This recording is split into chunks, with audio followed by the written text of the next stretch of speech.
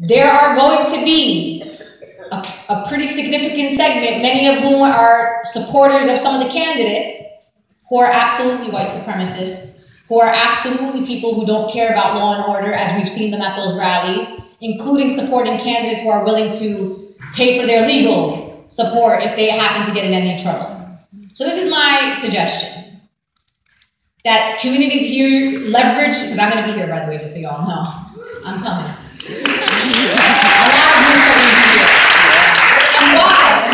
We're not coming here to stir trouble in Ohio or anything, but we're going to leverage the attention on the RNC to focus on some of the most important issues. Like, for example, God forbid we have a Republican that's going to be in the White House, we might not ever have any progress on things like climate justice. We're going to die, sisters and brothers, if we don't do something about the climate. So there are going to be environmental justice folks. So what I'm saying to the local folks in Ohio is find an issue, stand together, potentially hold an event down the street from the RNC, give people an alternative, right? Maybe some of those folks will be like, hey, I heard there was going to be an event with some Muslims. Like, I don't know Muslims. I don't think I hate Muslims. Let me go down there and see what those people are doing. When they get there, they find Muslims and black folks and Latinos. I mean, this is an opportunity for you to potentially protest peacefully, send a message, leverage the opportunities to put your issues forward. Ohio is not a state that's in primetime television. Like, no, like other than the Tamir Rice story and maybe a scandal here and there, that's about all we know. Buckeye maybe sometimes, you know, only because my son watches sports, but that's pretty much it. So how does the Ohio social justice movements, how do people of color in Ohio leverage the RNC to highlight your issues? Obviously, you need to practice non-Kimnian nonviolence. These people may provoke you, so I'm not saying this is for everybody, but I think that there should be a core group of people who know how to deal with agitators, to come out and really stand up, do events, do protests, do vigils, something to raise awareness on the issues that impact you most.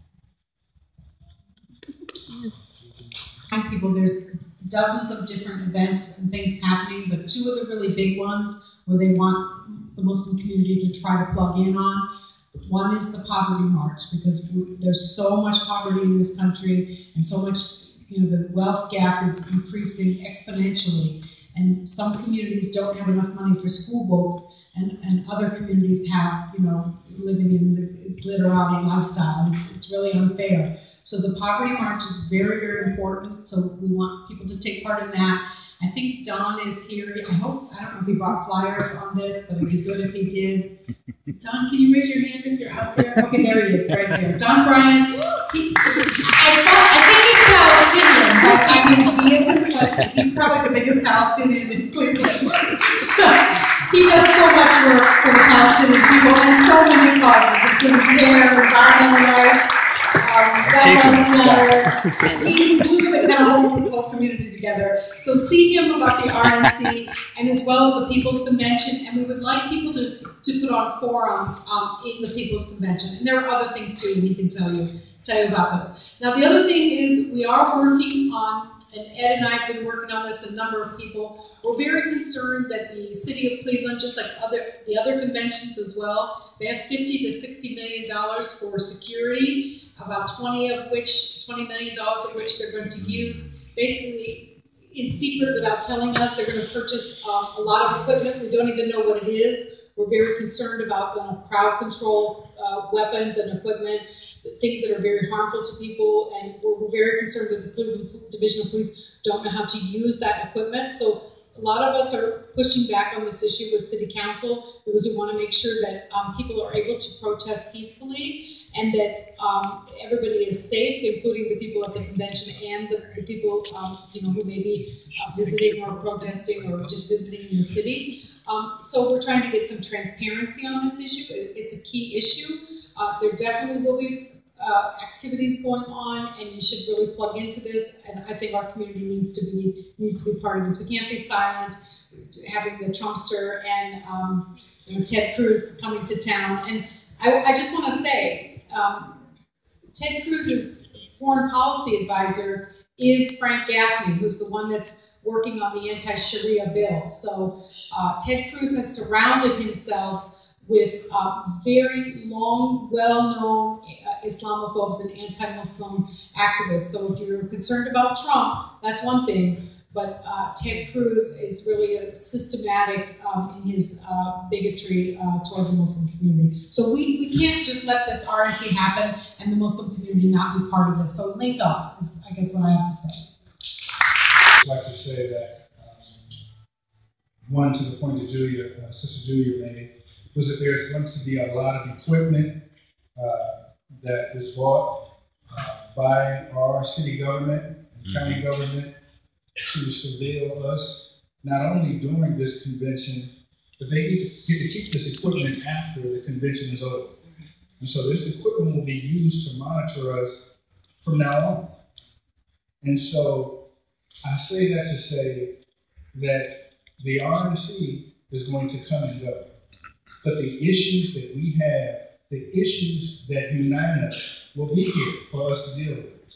And we have to stand together and support one another's movements and work together to fight against these issues and the issues of injustice that we face every single day. So we have to commit to fight injustice together beyond the RNC. And so that is my plea to everyone here, is to commit to standing together from this day forward. I swear to God, Sister Julia didn't pay me to do this. I'm just going to do this last closing. Sisters and brothers, you have someone in your community that knows everything that's going on. Don't tell me you're misguided, you don't know where to start, you don't go, I want to get involved, but I don't know where. Right here, CARE. And I'm going to tell you something really quickly about CARE. A lot of people say, oh, I don't know about CARE, I hear these things about CARE, but I want to give you one quick point. The NAACP was a blacklisted organization in this country. Hunted down by hate groups. Their leadership detained back in those days, right?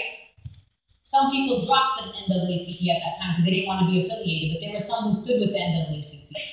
Now, guess what happened to the NAACP in 2016? They could pick up the phone and call President Obama, and they'll be in his office tomorrow morning.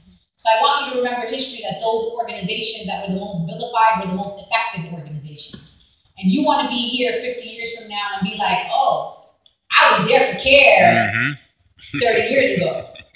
And then 30 years from now, CARE will be one of the largest and most mainstream civil rights organizations in this country, not just fighting for the rights of Muslims, but fighting for the rights of all people. So you want to know how to get involved? This sister right here needs you. Our community needs you. And I'm counting on you to support Sister Julia and all the work that CARE Ohio does. Of course, sign the petition today, sign up on our mailing list, but also our 14th annual Civil Rights Banquet is on Sunday, May 8th. It's Mother's Day. We're even having Brother Bashir Jones come in and do a Mother's Day tribute, so mothers have to be there.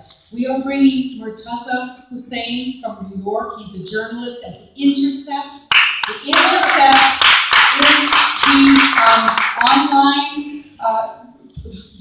excellent place of journalism where Glenn Greenwald, basically he started it, and that's the journalist that Edward Snowden went to in Hong Kong. He met Edward Snowden in Hong Kong. So this is his newspaper, and we're bringing a Muslim journalist from this. It's an online web news service, and he's written amazing things. So he's coming along with Ella Al-Sayed, who's with ISNA Canada, and it's going to be a great event. So we really need you to come out on May 8th. You can pick up, everybody should take an invitation. And if you cannot come, please send back the envelope of support. You can, if it's $10, $25, $100,000, whatever you like. But just everybody doing a little bit is what Prophet Muhammad asked us, peace be upon him, asked us to do.